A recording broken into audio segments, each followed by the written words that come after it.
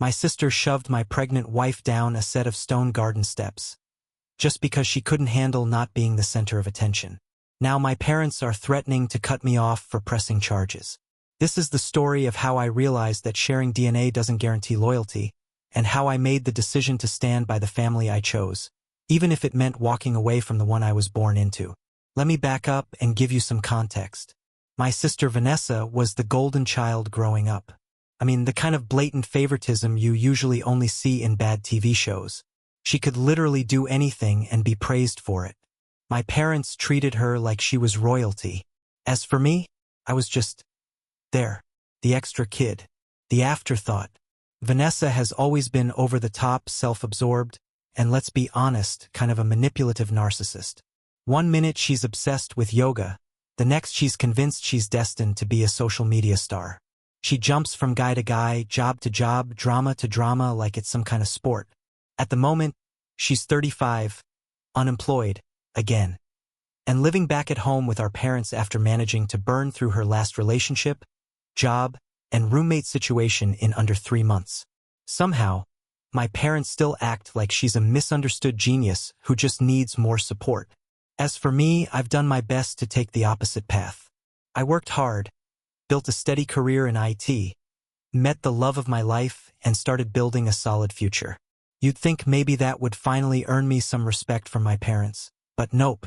I'm tolerated, as long as I stay in the background and don't steal any spotlight from their precious Vanessa. When I told my parents that my wife and I were expecting, their reaction was ice cold. My mom gave a half-hearted "that's nice." And my dad just said, "Oh, like I told him I bought new tires." But Vanessa? Oh man, Vanessa completely lost it. So, how did the pregnancy news even come out? We weren't planning anything fancy or dramatic. Rachel, my wife, was about 15 weeks along. We figured we'd share the news casually during one of our obligatory family dinners. You know the kind, awkward meals where everyone pretends everything's fine while lobbing passive-aggressive grenades across the table. Our plan was simple. No big announcements, no cutesy props, just a quiet little "hey, we've got news."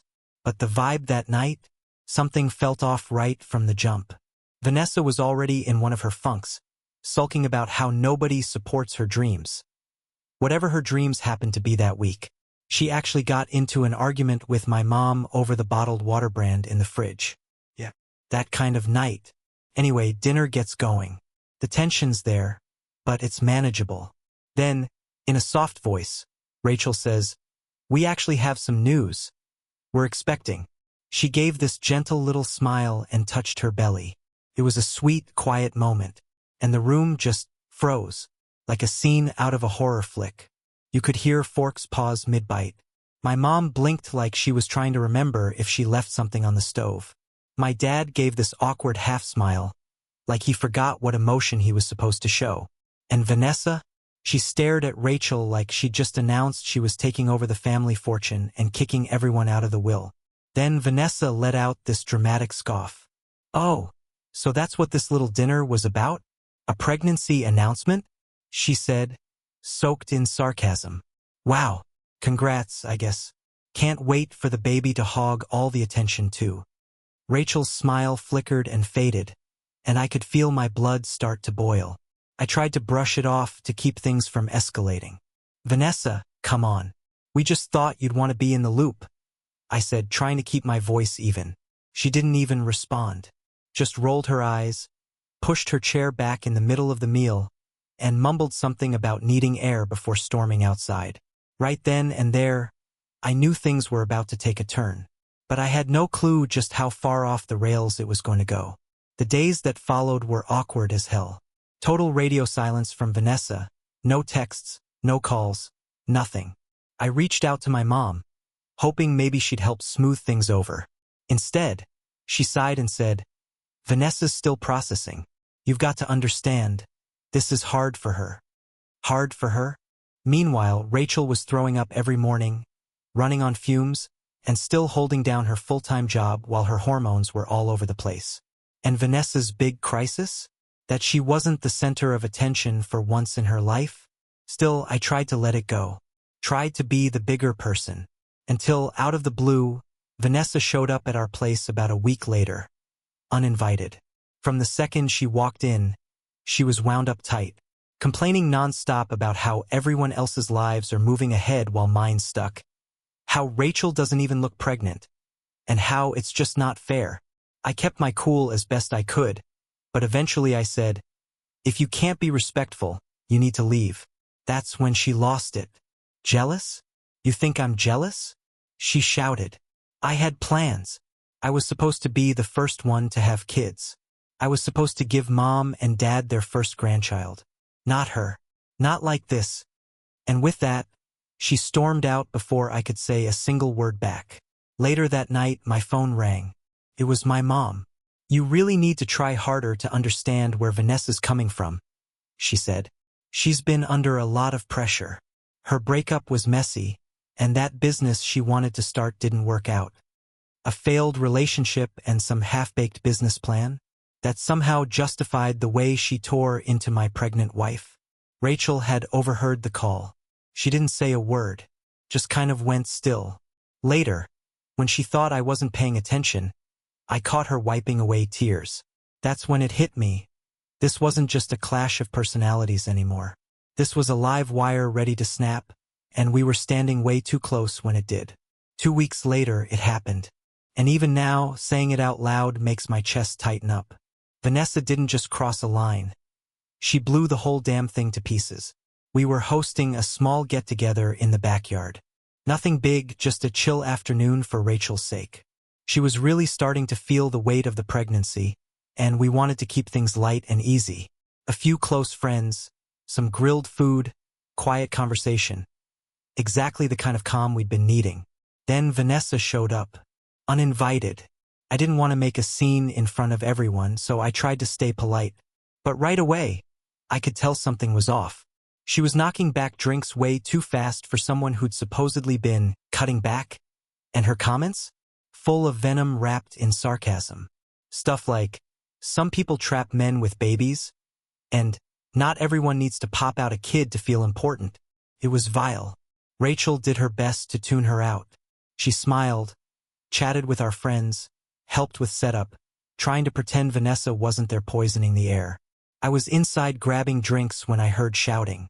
I rushed out and saw Vanessa standing toe-to-toe with Rachel, who looked pale and cornered. Vanessa was screaming about how Rachel had stolen her spotlight and was trying to erase her from the family.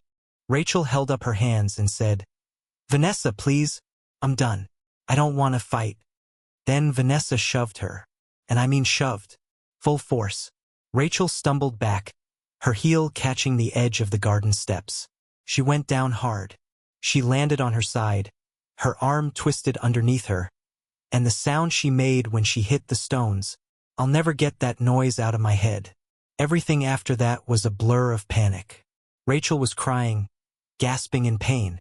One of our friends called 911. I was on my knees next to her, trying to keep it together while she kept whispering, the baby, over and over. At the hospital, we found out her shoulder was dislocated and they suspected a hairline fracture in her forearm. She'd need to keep it immobilized for a while. And thank God the baby was okay, for now. But the doctor warned us that any more trauma or emotional stress could change that in a heartbeat. That was it for me. I was done trying to keep the peace. Done catering to Vanessa's fragile sense of self-worth. The next morning, I filed a police report. And when I called my parents to explain what happened, they didn't ask about Rachel, didn't check on the baby, not once. They went straight to, "Did you really have to take this public?" My mom said Vanessa had just been emotional. My dad warned, "If you go through with this, you'll tear this family apart." Then he hit me with the real kicker. "If you take this to court, don't expect a cent from us. You'll be out of the will." I didn't hesitate. I told him they could shove the will wherever they wanted, and I hung up. Now Rachel's in a sling. She can't sleep comfortably, can't get dressed without help. Every time I see her wince in pain, it hits me all over again. This isn't just some messy family squabble anymore. This is serious. This is dangerous. And I'm going to make damn sure Vanessa is held accountable for what she did. I always figured that if I ever had to cut ties with my family, it would happen slowly, after years of tension or maybe during some nasty inheritance mess after my parents passed. I never imagined it would happen like this. Standing in a cold, sterile hospital room, filling out forms while my wife sat beside me, doing her best not to cry from the pain.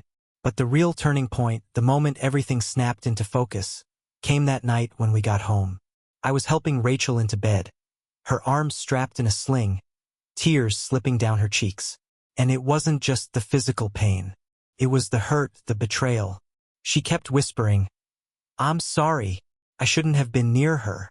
I should have just walked away." She was blaming herself for being assaulted. That broke something in me. I sat on the edge of the bed, looked at her, and for the first time I said it out loud. "I'm done with them. All of them." The very next morning I called a lawyer. Not just to file charges against Vanessa, that part was already in motion, but to start keeping records. I began compiling everything. Screenshots of texts, voicemails, every manipulative message my parents sent, practically begging me to drop it. At first, it was guilt trips. Then the tone shifted to veiled threats and garbage like, "Family matters should stay in the family." It was clear they never thought I'd actually draw a line. But that line? It had already been crossed. My wife had been hurt. My unborn child was put in danger. And now they wanted me to sweep it under the rug so we could all keep pretending to be some picture-perfect family? No, absolutely not. I sent Vanessa one final message. Short, clear, and direct. "You laid hands on my pregnant wife and shoved her down a flight of steps. Do not ever contact us again. You'll be hearing from my lawyer." She never replied. But my mom did, within minutes. Her text read, "How could you do this to your sister? She's mentally fragile. You're going to ruin her life." I stared at that message for a while, just sitting there with the screen lit up in my hand. Then I blocked her, because this isn't about Vanessa anymore.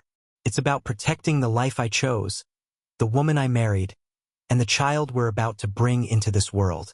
No guilt trip, no inheritance, no bloodline is worth risking that. The day after I officially filed the police report, everything hit the fan. I figured there'd be backlash, but I wasn't ready for how deep the denial ran in my extended family. By noon, my phone was buzzing nonstop, not just from my parents, but from people I hadn't heard from in years, cousins, distant relatives, aunts. A few were pretending to be concerned, but most were clearly just picking sides. Some straight up said I was being harsh, that I was blowing things out of proportion, that families don't take each other to court. One of my uncles sent this ridiculously long email, basically a novella, that boiled down to, "Rachel's probably overreacting. Vanessa's always been emotional, but she's harmless. Rachel has a dislocated shoulder and a fractured arm. But sure, let's all keep pretending Vanessa's the real victim here." The worst part? My mom left me a voicemail quoting the Bible. She said, "This isn't what Jesus would do," and accused me of tearing apart the family's legacy. Legacy? You mean the legacy where Vanessa gets a free pass for every terrible thing she does, and the rest of us are expected to suffer quietly for the sake of keeping the peace? Yeah. That legacy can burn. Rachel's doing her best to keep it together, but I can see it wearing her down. She's jumpy now, flinching at text alerts, double-checking doors, hesitating before stepping outside alone. It's not just physical pain anymore. This has turned into something deeper. Emotional scars, real trauma. And what's my family doing through all this? Closing ranks around Vanessa like she's the one who's been wronged. Like she didn't just shove her pregnant sister-in-law down a set of concrete steps because the spotlight wasn't on her for once. They don't care that Rachel's hurting, or that I am, or that our baby could have been seriously harmed. None of that matters to them. All they seem to care about is keeping up appearances, protecting their perfect little narrative. Well, I'm done with that role. I'm not going to be the quiet, go-along-to-get-along son anymore. I've got a new family now, my wife, and the baby we're bringing into this world. And I swear, I'll burn every last bridge if that's what it takes to keep them safe. Let the rest of them show who they really are. I'm not scared of the fallout anymore. It didn't even take 2 days before Vanessa started twisting the story. Somehow, in under 48 hours, She managed to flip the whole narrative and paint herself as the victim. She's apparently been telling everyone that Rachel blew things out of proportion, that the shove wasn't serious, and this part really got me, that Rachel just tripped on her own. I only know all this because of Jenna, my cousin and one of the few people in the family who still has a working brain. She sent me screenshots from the group chat I was kicked out of a while back. In it, Vanessa had dropped this long, dramatic message saying she was heartbroken over everything and devastated to be painted as some kind of monster when she was just trying to talk. And then she threw in the kicker. I barely touched her. If she hadn't been so clumsy, this never would have happened. Let that sink in. She pushed a pregnant woman, who ended up with a dislocated shoulder and a fractured arm. And now she's saying it was Rachel's fault for not falling the right way? That's gaslighting on a whole different level. And my parents? They swallowed every word. My mom replied with a sickening, "We believe you, sweetie." And my dad added, "This has gone too far. We're consulting a lawyer." Yeah. A lawyer. Against me. Meanwhile, Rachel's still healing. Her recovery's been slow and exhausting. She's doing physical therapy and struggling with even basic things. She can't lift her arm properly yet. She can't sleep comfortably. And through it all, she's trying to stay upbeat for the baby's sake. But every time another cousin repeats Vanessa's lies, or another passive-aggressive message shows up in our inbox, I watch something in Rachel fade. A little more light goes out of her eyes. I've started forwarding every single thing to my attorney. Because now, it's not just about holding Vanessa accountable. It's about defending our names from this full-blown smear campaign.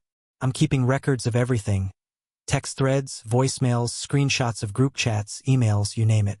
If Vanessa wants to spin lies, fine. But I'll meet her fiction with cold, documented truth in court. And here's the cherry on top. One of my mom's longtime friends, the one she always name-dropped like some badge of honor, recently unfollowed her on social media. Then she messaged me privately to say, "I'm so sorry this is happening. Your wife deserves so much better than this." That message from my mom's friend meant more than I can even explain. Because for the first time, I started to believe maybe not everyone was falling for Vanessa's act anymore. Maybe the cracks were finally starting to show. Things went weirdly quiet after that. No texts, no rage posts from Vanessa, no fake apologies or guilt-tripping group messages. Just silence.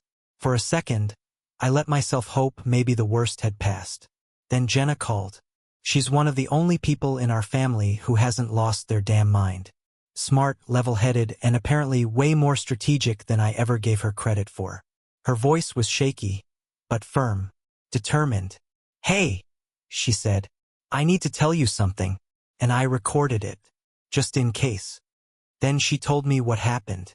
Vanessa had called her during one of her classic meltdown spirals. Full-on sobbing, ranting about how unfair life was, how no one had her back, how I stole everything from her. And then came the bombshell. Jenna said Vanessa suddenly stopped whining and went ice cold. She said, and I quote, "I don't even care anymore." She had it coming. I was furious. Everyone treats her like she's some saint. Married, pregnant, getting all this attention. I wanted her to feel what it's like to be broken. So yeah, pushed her. On purpose. And I don't regret it. Jenna, bless her, kept her composure and let the call roll. She got the whole thing.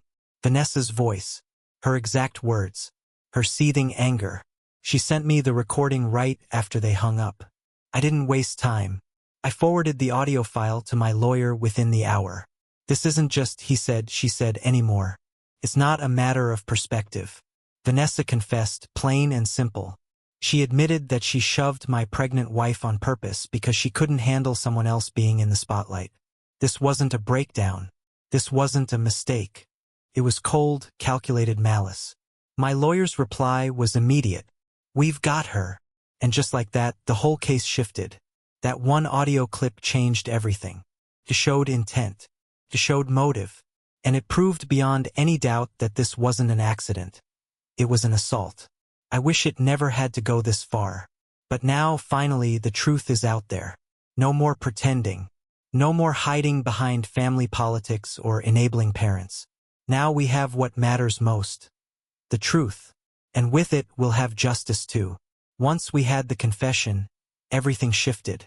For the first time in weeks, I didn't feel like I was spinning my wheels or reacting to chaos. I was moving forward with purpose. My lawyer was fired up. The audio file wasn't just helpful. It was a game changer. It didn't just support our civil suit. It might actually give the criminal case some serious weight too. And for the first time since the day Rachel fell, I felt like we had control again. But of course, the moment we started making real legal progress, my family doubled down on the crazy. My mom called, full-on sobbing like she'd just lost everything. And not the quiet, sad kind of sobbing. I'm talking performative, wailing, soap opera-level drama. "How could you do this to us?" she cried. "To your sister? You're tearing this family apart over a misunderstanding. This isn't who you are." I let her finish her little show. Then I said, calm as ever, "I have a recording." Boom. Her tone flipped instantly. Gone was the weepy mother routine. She snapped like a light switch. "What kind of snake records private conversations?"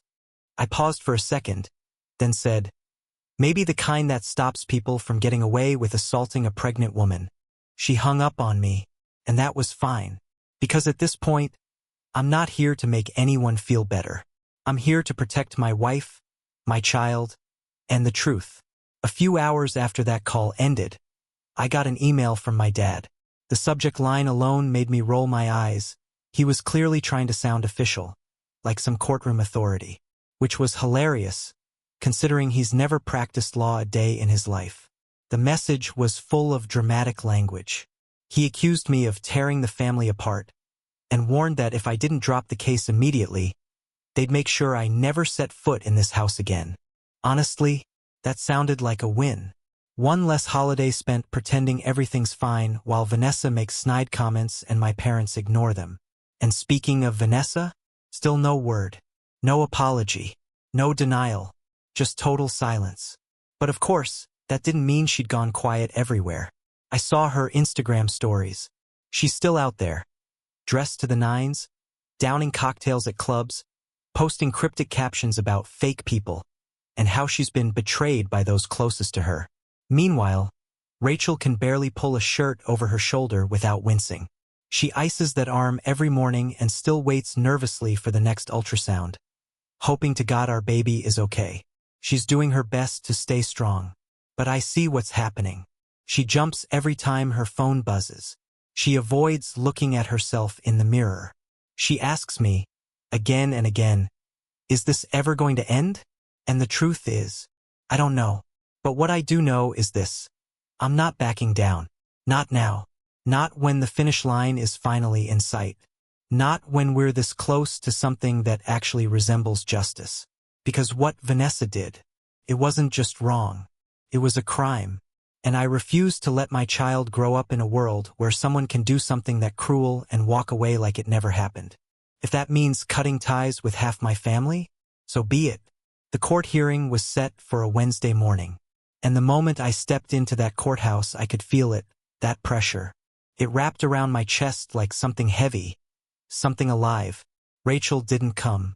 Her doctor said the stress wasn't worth it, and honestly, I was relieved. She didn't need to sit in a courtroom across from Vanessa, or watch our parents sitting there like they were about to watch daytime drama instead of attend a hearing involving their injured daughter-in-law and unborn grandchild. My lawyer? Steady as a rock. And the judge?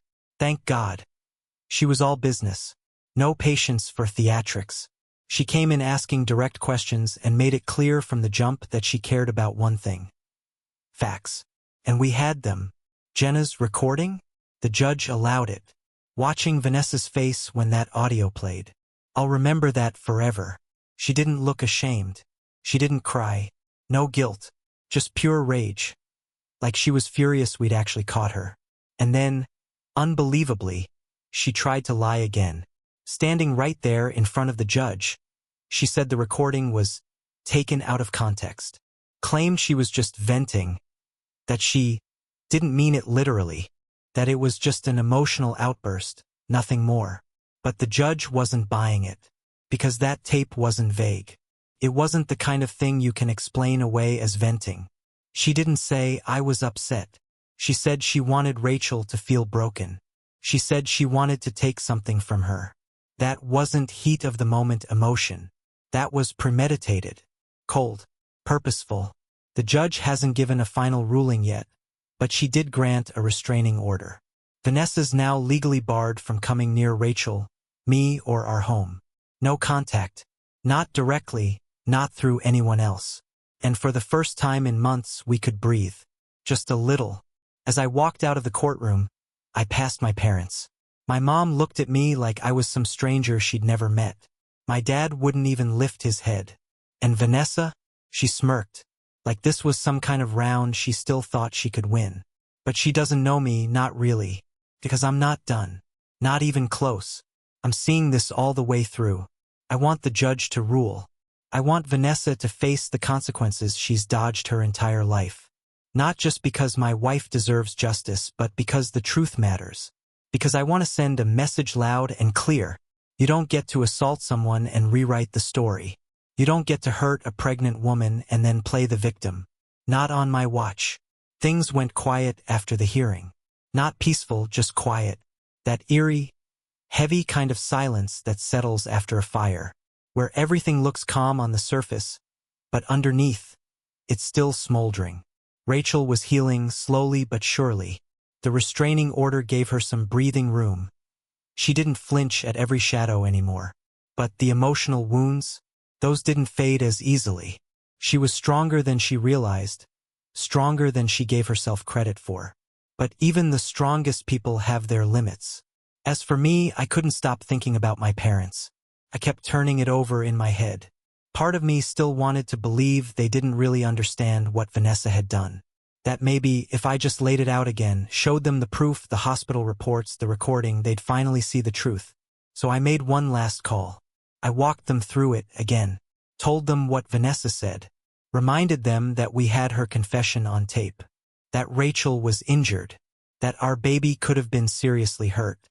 I told them this wasn't some petty family spat. It was a crime. It was assault. There was a long pause on the other end. Then my mother sighed. That slow, dramatic sigh I'd heard my entire life. The kind that always meant I was about to be blamed for something. "We know," she said, soft but sharp. I froze. "You know? We know," my father echoed. "And frankly, you've made your point. It's time to let it go. Let it go." Then came my mother's real voice, cool, cutting, firm. "She's your sister, and you've always been difficult, but this is too far. If you keep pushing this lawsuit, we won't be part of your life anymore. Not yours. Not your wife's. Not the baby's. You're tearing this family apart."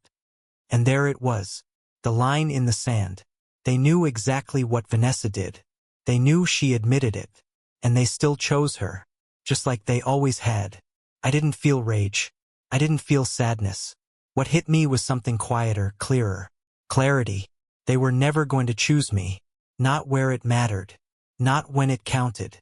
Vanessa had always been their son, and the rest of us were just expected to orbit her. Or disappear. So I told them, "Then this is goodbye." My dad tried to jump in, but I didn't give him the chance. If standing up for my wife and child means losing you, then so be it. I'm not going to raise my kid around people who excuse cruelty just because it came from the favorite. And then I hung up. I didn't cry. I didn't shake. I didn't second-guess a thing. I just stood there holding Rachel's hand. Her fingers wrapped gently around mine, warm and steady. And in that moment, I knew with complete certainty. They don't belong in our life. Not anymore.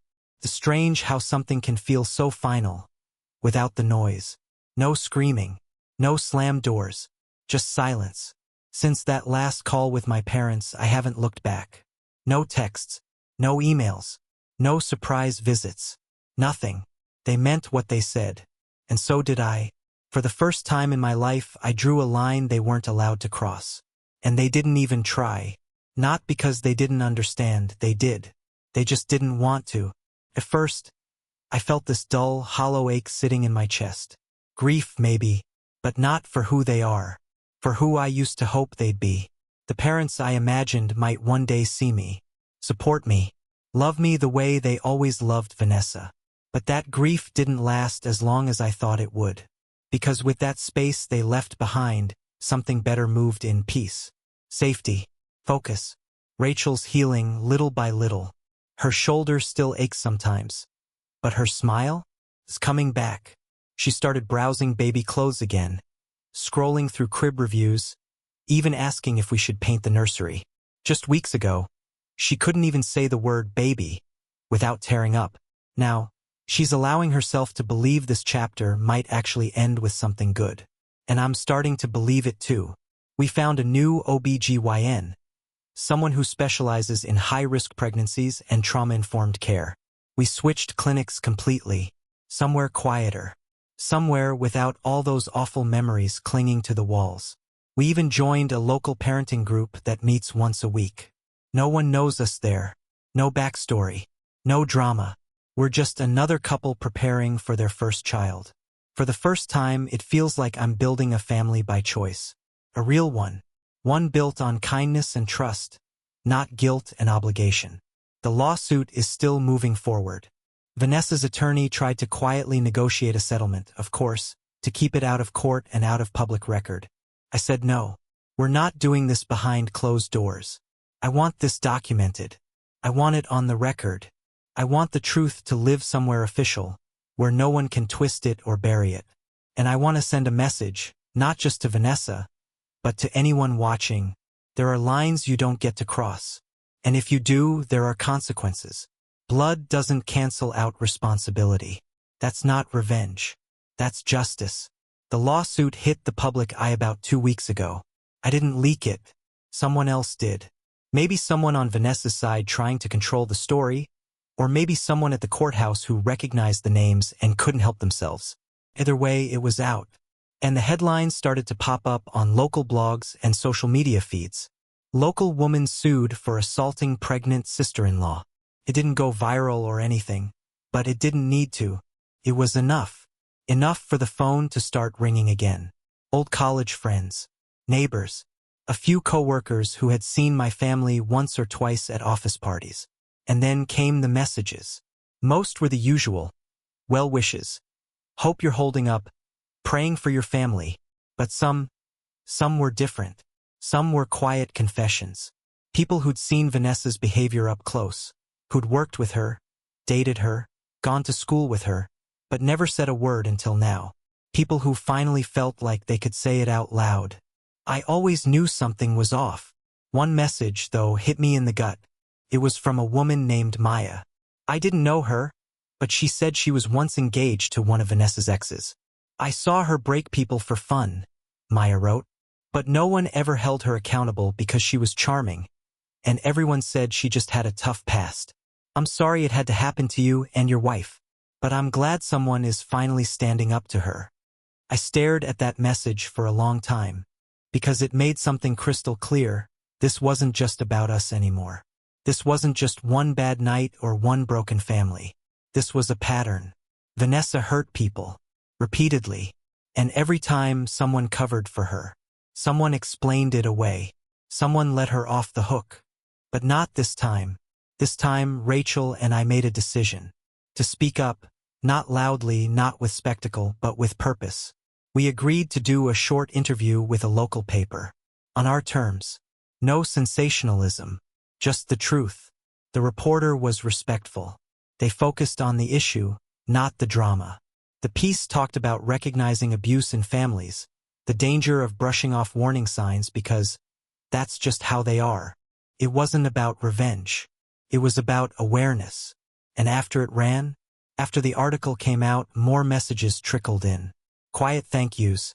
Stories from people who'd lived through their own versions of what we had, hurt by a golden child. Dismissed by their families, made to feel invisible or overreactive for simply asking to be treated with respect. And that's when it really hit me. We weren't alone. Our story wasn't rare, just rarely spoken about. And maybe, just maybe, by standing up and telling the truth even quietly, we made it a little easier for someone else to do the same. The trial didn't drag out. It was short, but brutal. Vanessa's lawyers pulled every move in the book. They leaned hard into the emotional distress angle, trying to cast her as someone fragile and overwhelmed, someone who snapped under pressure and confusion. But the judge wasn't buying it. The recording Jenna gave us didn't leave space for confusion. The medical records, crystal clear.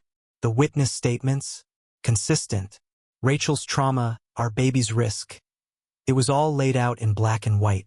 And the fact that Vanessa never once said she was sorry, that sealed it. She never took ownership, never acknowledged the harm she caused. And that mattered maybe more than she realized. In the end, the judge ruled in our favor. Vanessa was found liable in the civil suit. She was ordered to pay damages, substantial ones. The court also referred the case back to criminal court for further review, which meant more legal trouble coming her way. Her record? No longer spotless. And for someone like Vanessa, someone who built her whole identity on charm, control, and reputation, that stung more than the fine. We didn't pop champagne. No celebrations, no victory lap. Just quiet relief. Justice wasn't everything, but it was something. 2 months later, our baby girl was born. Perfect, healthy, strong. Rachel sobbed when she held her for the first time. I did too. But this time, the tears came from joy, not fear. From the weight of everything we'd been through, and from the miracle of making it to this moment in one piece. We brought her home wrapped in the softest little blanket, to the safest, warmest space we could make. For a few precious days it was just us, our small, healing family. No noise, no drama, just love. Then the doorbell rang. I opened it, and there they were, my parents, standing on the porch, smiling like it was Christmas morning. My mom clutched a giant pink gift basket and a stuffed bear. Her eyes were already brimming with tears. My dad wore that same stiff, stoic look he always used when he couldn't bring himself to admit he was wrong. We wanted to meet our granddaughter, my mom said, soft and sweet. Like the last 12 months hadn't happened. I didn't let her go any further. You need to leave, I said, calm, clear. We just want to talk, she started. No, you made your choice, I told them.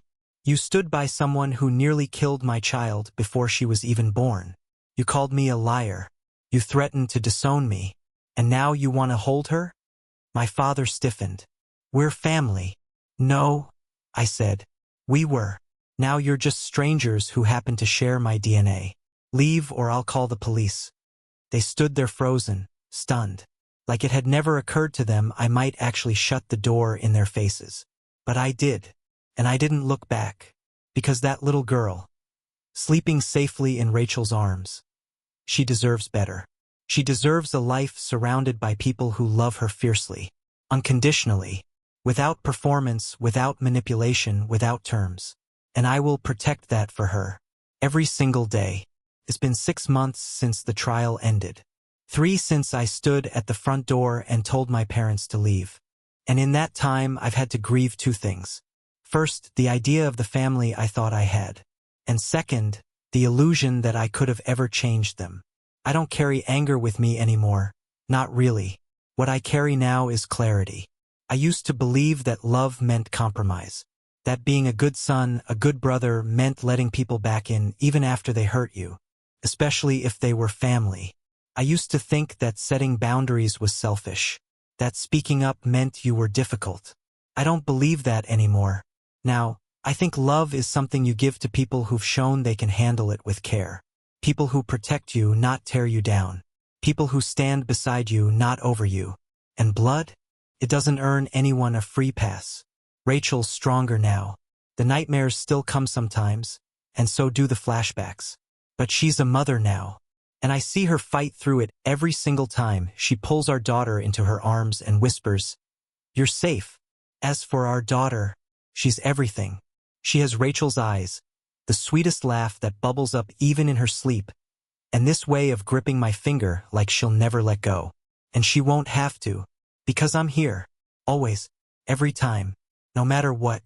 If I could speak directly to someone out there who's reading this, someone who's in the same place I was, second-guessing themselves, wondering if they're the villain for setting limits, for walking away, for saying enough. I want you to hear this. You're not the bad guy. You're not ungrateful for refusing to let someone hide behind the word family. You're not cold for choosing peace over performance. You're not broken for mourning people who are still breathing but never showed up for you when it counted. You're just healing. And that's worth everything.